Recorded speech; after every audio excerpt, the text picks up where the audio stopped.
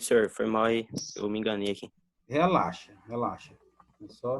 Eu sei que foi engano. Eu só falei que é porque depois, na hora que eu fizer o print da chamada aqui, aí eu não sei quem é.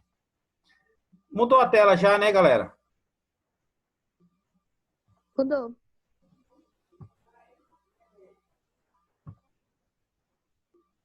Ok, let's go, bora então. Bom,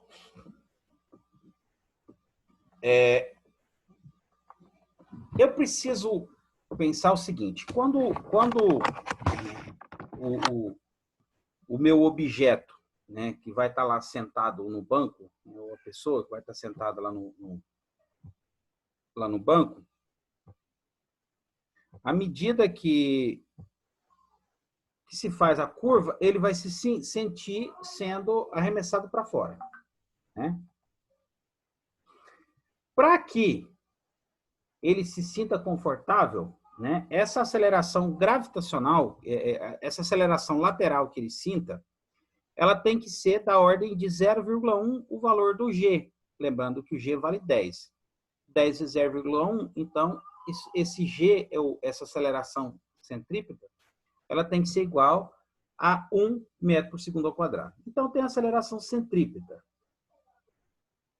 E ele está me dando, desculpa, ele está pedindo para eu calcular, né? Deixa eu mudar a caretinha aqui. Né? Então, isso daqui me deu a aceleração centrípeta, né? Bom, mas ele está pedindo o raio da curvatura. Para relacionar raio e curvatura, né? Como é que eu relaciono raio e curvatura? Vai ser a formulazinha da aceleração centrípeta, né? A aceleração centrípeta é igual ao V ao quadrado sobre o R. Né? Então, o R é o que eu preciso encontrar. A aceleração centrípeta, ele me deu aqui, né? 0,1 vezes G, G vale 10, então já dá para resolver. Mas está faltando a velocidade. Eu preciso encontrar o raio, eu tenho esse que falta a velocidade. Como é que eu calculo a velocidade, né, do trem? Ele me chamou, ele me deu de informação aqui, ó, ele disse que essa velocidade ela é constante. E como é que eu faço para calcular a velocidade de um objeto? A distância percorrida dividido pelo tempo. E aí que tá. Eu tenho isso. Opa. 403 quilômetros em 1,4 horas. Então, eu tenho a distância e tenho o tempo. Dá para calcular a velocidade. Então, dá para calcular a velocidade. Achei a velocidade. Eu tenho aceleração centrípeta. Eu acho o raio, que é a resposta que eu preciso dar para o exercício. Né? Então, vamos lá. Resolução. A velocidade terá módulo V dado por... Velocidade é ΔS sobre o ΔT. A gente já sabe. Eu tenho a distância, está aqui. Eu tenho o ΔT, está aqui. Então, ΔS 403,2 km e o ΔT 1,4 horas. Necessariamente, a resposta vai ser dada em km por hora. Aí, 403,2 km dividido por 1,4, eu já fiz essa resposta, essa continha na calculadora. 288 km por hora. Então, uma altíssima velocidade, muito rápido. Para a gente ter ideia aí, um carro, né, de passeio aí, geralmente a gente viaja a 110 km por hora. Né? Então, ele vai quase que 3 vezes esse valor. Então, vai reduzir o tempo aí em quase 3 vezes a viagem. É claro que do Rio São Paulo você não consegue fazer 110 por hora, né, de maneira alguma. Mas, enfim. Mas se eu olhar aqui, ó, a gravidade ela está em metros por segundo ao quadrado e o raio está em metros. Então, unidade do sistema internacional. Esse cara não está em unidade do sistema internacional. Então, eu preciso convertê-lo para a unidade do sistema internacional. Como é que eu faço? Quilômetro por hora, basta dividir por 3,6. 288 dividido por 3,6, isso vai dar 80 metros por segundo. Ou seja, ele anda 80 metros a cada segundo. Muito rápido, né? 80 metros é quase uma quadra, né? Uma medida de comprimento de uma quadra, né? Quarteirão, né? Bom, achei a velocidade. Tá aqui, ó. Então, ó, eu tenho a velocidade, que estava faltando. Eu tenho a aceleração centrípeta, que ele me deu, com base nessas duas informações aqui. E agora dá para eu achar o raio, né? Então, vamos lá. A aceleração centrípeta, tá aqui, é a mesma equaçãozinha, v ao quadrado sobre r. A aceleração centrípeta vai ser 0,1, o valor do g, tá aqui, v ao quadrado sobre r. Substituindo os valores, 0,1 vezes g, o g vale 10, tá aqui. E a velocidade a gente achou aqui, ó, 80, só que é 80 elevado ao quadrado, né? Então, 0,1 vezes 10 dá 10. 80 elevado ao quadrado, desculpa, 0,1 vezes 10 dá 1, né? 0,1 vezes 10, isso daqui dá 1. O R está dividindo, ele vem para cá multiplicando, o 1 está multiplicando, vai passar dividindo. Então, 80 vezes 80, 8 vezes 8, 64, 0, 0, 6.400 dividido por 1, 6.400. Então, o raio de curvatura tem que ser 6.400 metros. Né? Então, é uma curva bem discreta. Né? A gente pensar assim, na prática, né? Uma curva bem discreta justamente para não gerar esse desconforto aos passageiros, uma vez que a velocidade vai ser muito alta. Então, a resposta, letra E. Exercício número 4. Seguir uma trajetória correta nas curvas é algo fundamental para a segurança do motociclista. Na estrada, encontramos o mais variado gênero de curvas, de raios crescentes, sucessivas, de vários ângulos, variados ângulos, enfim. Antes de chegar a uma curva, devemos ter em mente como efetuar a manobra e, supostamente, conhecer a curva em questão. Devemos também decidir qual a velocidade, quando e onde vamos frear, porque nem todos fazem de idêntico modo. Realizar tudo isso permite circular com superior segurança, porque o nosso cérebro passa a coordenar antecipadamente as manobras. Né? Daqui a pouco vocês vão estar tirando a habilitação, né, começar a dirigir. Né?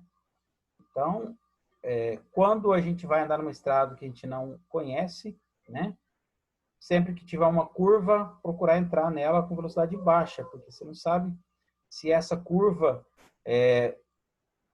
vai ser mais acentuada ou menos acentuada, né? Se ela é uniforme ou não, né? Se ela é de raio crescente ou decrescente, enfim. Um motociclista percorre uma curva a um arco de circunferência de 60 graus com velocidade escalar de 108 km por hora e aceleração centrípeta de módulo 2,5 metros por segundo. Então, eu tenho a velocidade, eu tenho a aceleração centrípeta, né? Então, velocidade e aceleração centrípeta, isso dá para eu achar o raio. Considere π igual a 3, o intervalo de tempo para percorrer toda a curva é. Bom, um raio de circunferência 60 graus, né? Uma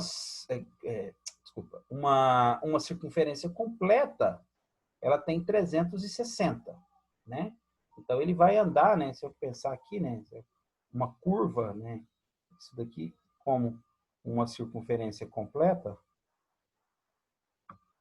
Então, né?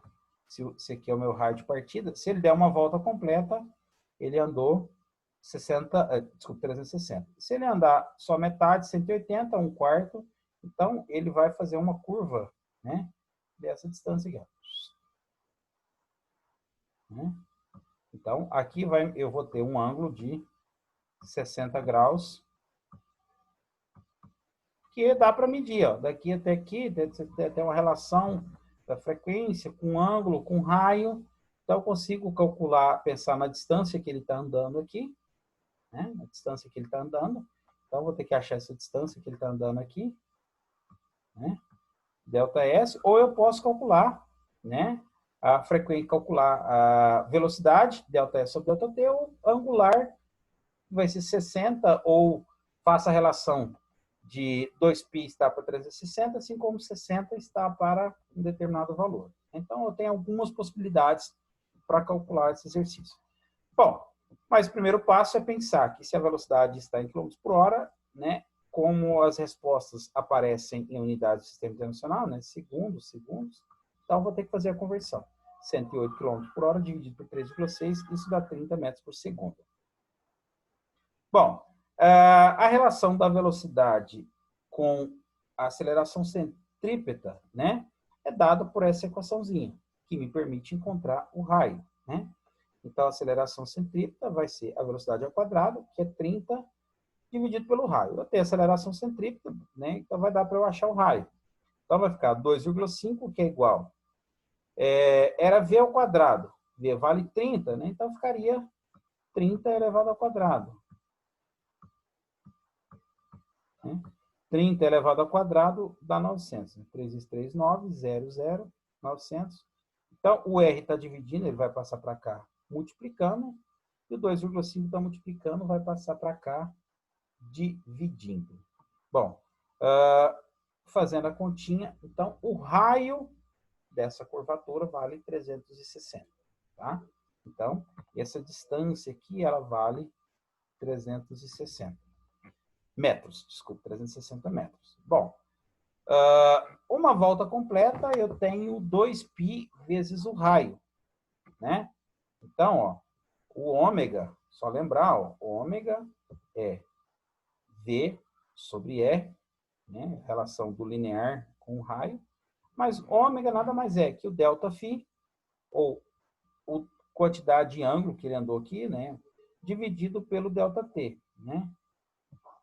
Estabelecendo a relação disso daqui, qual que foi a velocidade? A gente já encontrou aqui, ó, 30 metros por segundo, né? 30 metros por segundo. Qual que foi o raio encontrado? 360. O ΔT eu não tenho. Aí ele está falando do ΔΦ. Esse ΔΦ aqui, ó, né? O exercício falou que o ângulo foi de, tá aqui, ó, 60 graus. Senhor, mas aí não está 60 graus, está em π sobre 3. Eu não entendi. Muito simples, né? Uma volta, ela tem 360 graus. Essa volta de 360 graus, ela corresponde a 2π radianos. Uma circunferência completa tem 2π radianos. Mas eu não quero 60 graus, uma volta completa, 360 graus, uma volta completa. Eu quero apenas 60 graus. Né? Então, eu resolvo isso daqui. Como é que eu resolvo isso aqui? Regrinha de 3. Multiplicando isso daqui, eu vou ter que x vai ser igual a 2π vezes 60 dividido por 360. Aí sim, ó, 0, 0, por 6, 36 por 6 dá 6, 2 com 6 dá 3, então vai ficar π sobre 3. Então, π sobre 3, né? Então, novamente, por isso que apareceu esse π sobre 3 aqui. Ó. Então, ficou esse π aqui sobre esse 3 aqui. Então, 60 graus é o mesmo que π sobre 3 radianos. Fazendo as continhas aqui, ó, multiplicando o cruzado de novo. Então, vai ficar, ó, ΔT que é igual π sobre 3. Π vale quanto? 3. Então, 3 sobre 3 dá 1. Então, vai ficar 360 vezes 1, que dá 360. ΔT vezes 30, o 30 estaria multiplicando, passa dividindo, cortou 0, 36 dividido por 3, ΔT igual a 12 segundos. Então, resposta letra B. Ok? Módulo 42. Não, deixa eu fechar essa tela, só para sair esse negocinho aqui. Descartar. Ah, eu achei que era eu, mas não foi, né? Alguém colocou. Duas polias X e Y interligadas por uma correia têm raio respectivamente iguais a 10 e 20 centímetros. Então, o Y raio de 10 centímetros e o X raio de 20 centímetros. Como se representa na figura a seguir? As polias estão em uma rotação e a correia não desliza sobre ela. A polia X efetua 2 voltas por segundo com rotação uniforme. Bom, na verdade, esse exercício aqui ele faz parte mais do próximo conteúdo que a gente vai falar, né? Que é a relação dessa associação de polias. Mas, basicamente, eu tenho o seguinte. Quando eu tenho dois objetos que estão girando pelo mesmo eixo, né? Eles possuem mesmo período, mesma frequência e mesma velocidade angular. Quando eles estão em eixos separados, né? Aqui, ó, por exemplo, aqui é um eixo de rotação, aqui é outro eixo de rotação, né?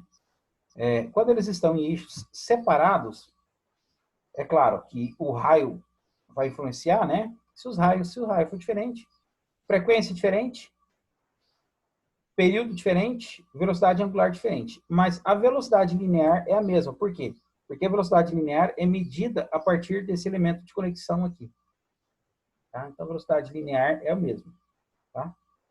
Calcule, adotando-se π igual a 3, letra A, a velocidade escalar linear de um ponto da correia. Então, a velocidade linear da correia é a mesma em qualquer um dos pontos dela. Seja quando ela estiver passando por x ou por y. A velocidade linear dela é a mesma. O que vai mudar aqui é a velocidade angular de x e y e, consequentemente, frequências e período. Bom, na letra A, velocidade angular, desculpa, velocidade linear. Estou calculando velocidade linear. Como é que eu calculo? A distância percorrida dividido pelo tempo gasto. Numa circunferência, a distância percorrida é 2π vezes o raio, e o tempo gasto é o período. Só que ele não me falou de período aqui, ele falou de voltas por segundo. Isso é frequência, né? Ciclos por segundo é frequência. Então, eu vou eliminar esse período aqui e vou colocar a equação em termos da frequência. Lembrando que período é o inverso da frequência. Então, vai ficar V, que é igual a 2π, no lugar do período, eu coloquei a frequência vezes o raio. Então, o 2 eu tenho, o π eu tenho, o raio... Espera aí. Eu tenho o raio das duas polias. Mas ele fala que essa frequência de 2 voltas por segundo, ela refere-se à polia X. Então, eu vou ter que utilizar aqui o raio da polia X. Né? Então, a velocidade vai ser 2π vezes a frequência da polia X vezes o raio da polia X. Eu posso utilizar essa mesma equação, só que, se eu fizer para y, eu vou usar a frequência de y, o raio de x. Vai dar o mesmo resultado. Professor, então por que o senhor está usando o x e não de y? É porque ele me deu a frequência de x e não a de y. Substituindo os valores, então, 2 vezes π, que no caso ele falou para utilizar 3, vamos para 3, vezes a frequência, que é 2 voltas por segundo, vezes o raio. O raio, ele era 20 centímetros. 20 centímetros. Se eu dividir por metro, né? Então, centímetros é centésima parte. Então, dividir por 100. 20 dividido por 100, 0,20. Aí eu faço a continha. 2 vezes 3, 6. Vezes 2, 12. Vezes 0,2, 2,4 metros por segundo. Então, a velocidade da polia, né, da correia, independente de onde ela esteja, vai ser 2, a velocidade linear vai ser 2,4 metros por segundo. Letra B, o período de rotação da polia Y. Bom, como característica, a relação que eu tenho, né, a conexão que há entre a polia X conexão que é entre a polia X e a polia Y é a correia. Então, a velocidade que a correia descreve quando ela está passando em X é a mesma velocidade que ela descreve quando ela está passando em Y, que no caso, 2,4 metros por segundo. Tá? Bom, então eu sei que a velocidade é 2π vezes o raio dividido por t, e sei que a velocidade em x ela é a mesma para a velocidade em y. Né? Então, a velocidade em x igual a velocidade em y vai ser igual. Aí, em y vai ser 2π vezes o raio de y dividido pelo período de y, que é o que eu encontro. Né? A velocidade de x é a mesma de y, né? Que vale quanto? 2,4. 2 vale 2, π vale 3, o raio de y, 10 centímetros. Então, dá para achar o período. Substituindo os valores, a velocidade Vx ou Vy, porque é a mesma, vale 2,4, vezes 2π, vezes o raio de y, dividido pelo período de y. Né? Esse termo estava dividindo, veio para cá multiplicando, e o 2,4 está multiplicando, vai passar dividindo. Então, vai ficar 2 vezes π vezes o raio de y, que é 10 centímetros. 10 centímetros dividido por 100, 0,10. Então, 2 vezes 3, 6, vezes 0,1, 0,6. 0,6 dividido por 2,4, 0,25. 6 dividido por 24, né? 0,25 segundos. Isso, é claro, eu estou considerando o π como 3, né? Essa não é de alternativa. Então, resposta do período de Y, a resposta da letra B, 0,25 segundos. Ok? Tranquilo?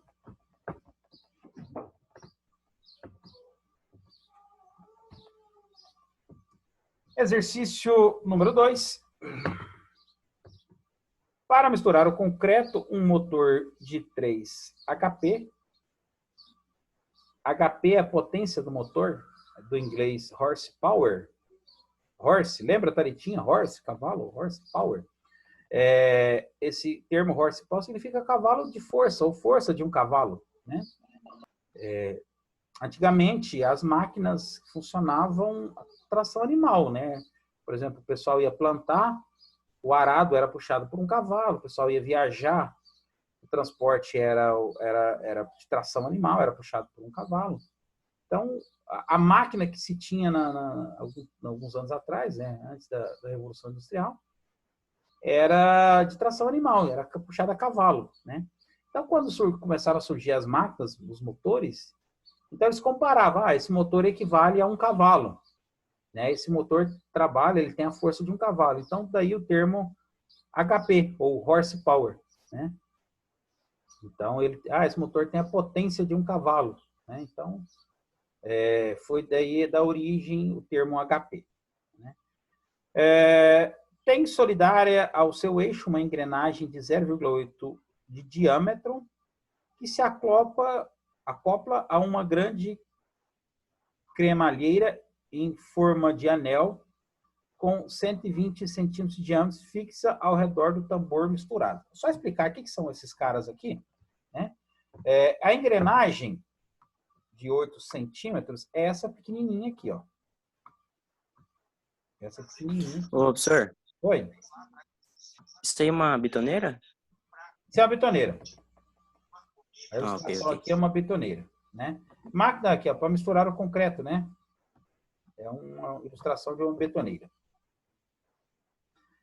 Então, ela tem aqui, ó, essa engrenagem de 8 centímetros de diâmetro, é essa pequenininha aqui, ó, né? E aí ele fala de uma cremalheira em forma de anel. Né? O que é a cremalheira? Cremalheira é esse anelzinho que vai em torno do tambor da betoneira aqui, que nada mais é como se fosse uma correia dentada, só que virada ao contrário, né? Então, são os dentinhos aqui. Né? Então, essa engrenagem aqui, ó, ela está conectada ao motor.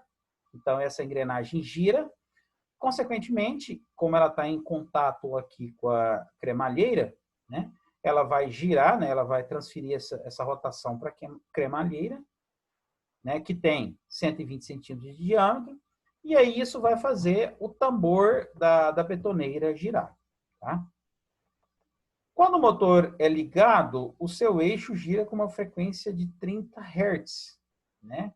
30 Hz. Né? Então, o motor, né? Então, esse pino preto mais escuro aqui, né? Ele é a conexão do motor com o eixo da engrenagem. Né?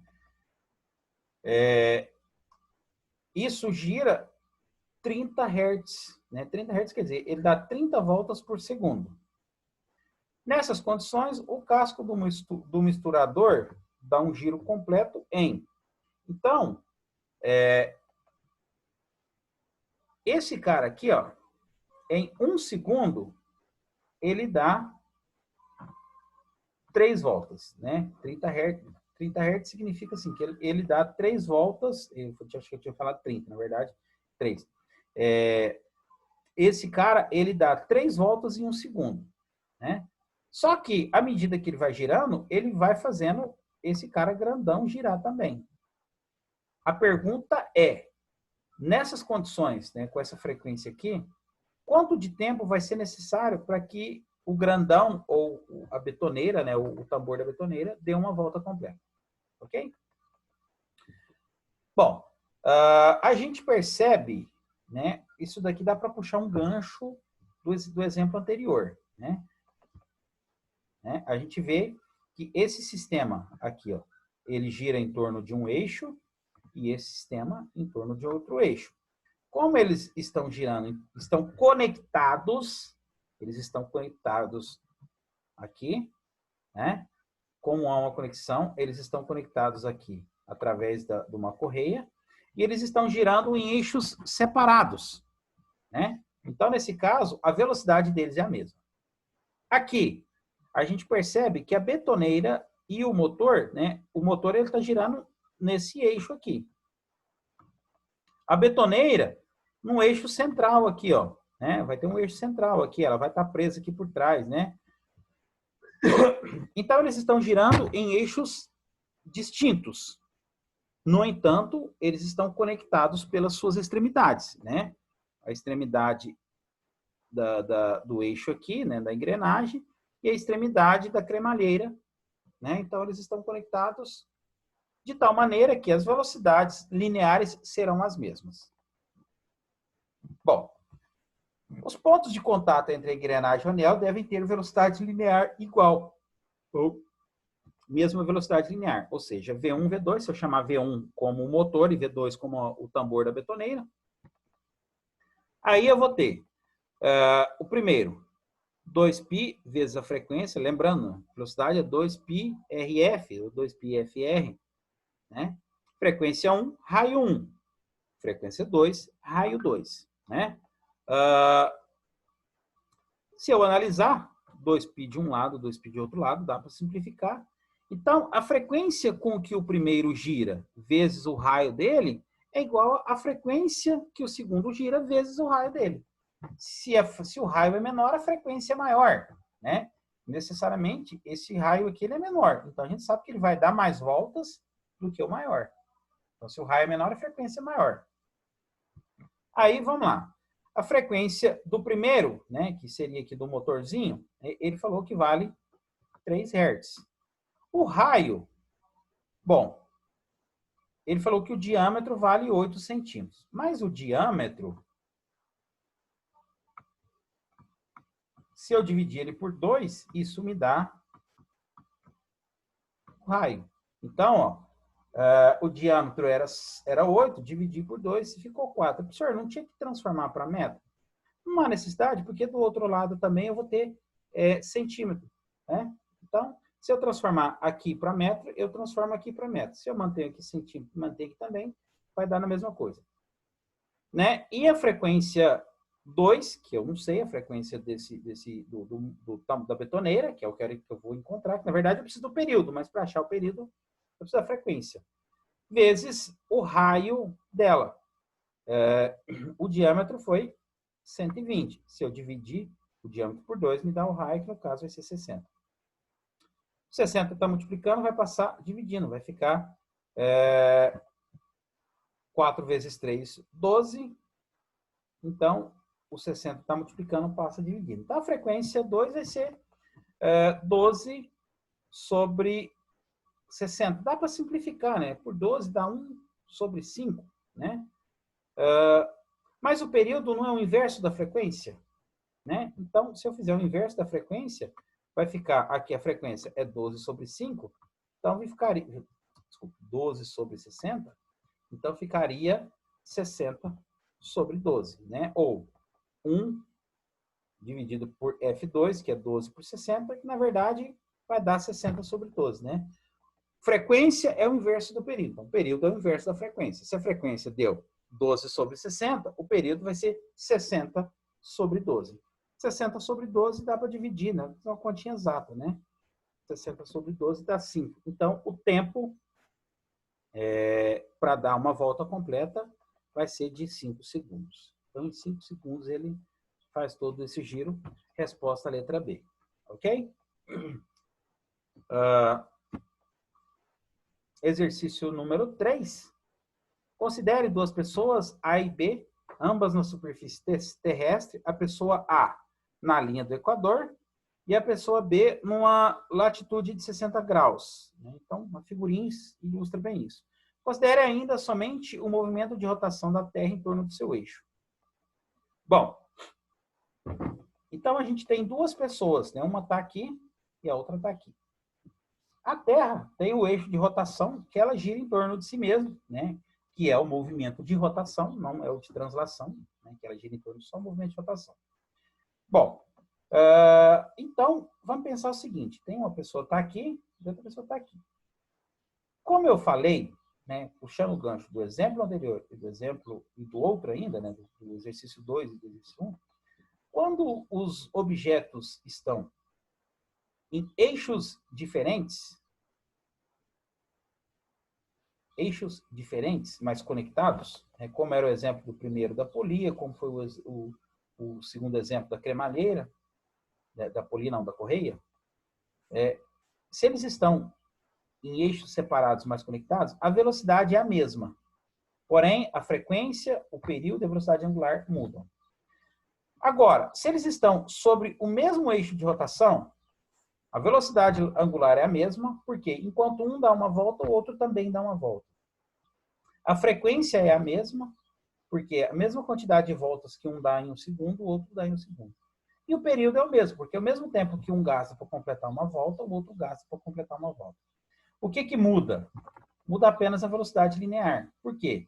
Porque se um está a um raio maior, necessariamente a distância que ele vai andar é maior. Se um está a um raio menor, necessariamente a distância que ele vai andar será menor.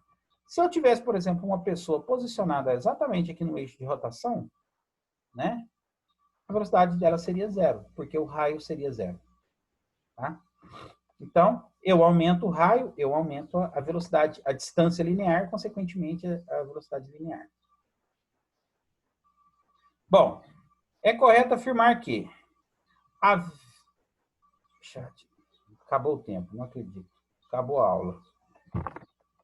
Já não deu o horário? Tá bom, tá bom. Pessoal, tá. Então tá. Acabou a aula, chat. Mais alguém? Matheus Free Fire, quem é você? Matheus Free Fire, quem é você? Pessoal, Eu sou um aluno. Se apresenta aí, patrão. calma aí só um minutinho.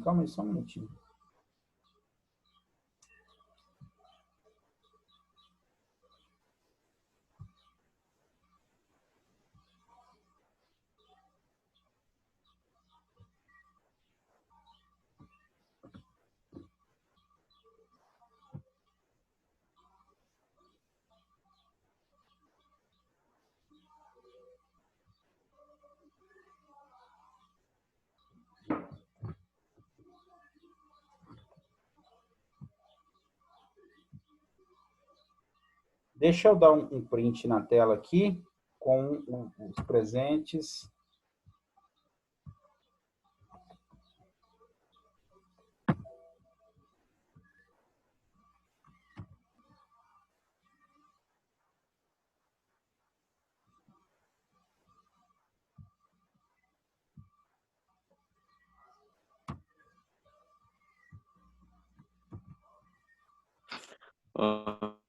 Obrigado aí, professor. Foi uma ótima aula. Você é um ótimo professor. Então, Tchau.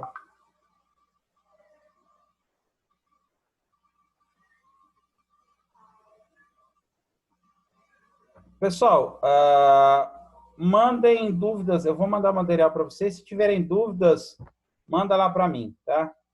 Beleza? Beleza?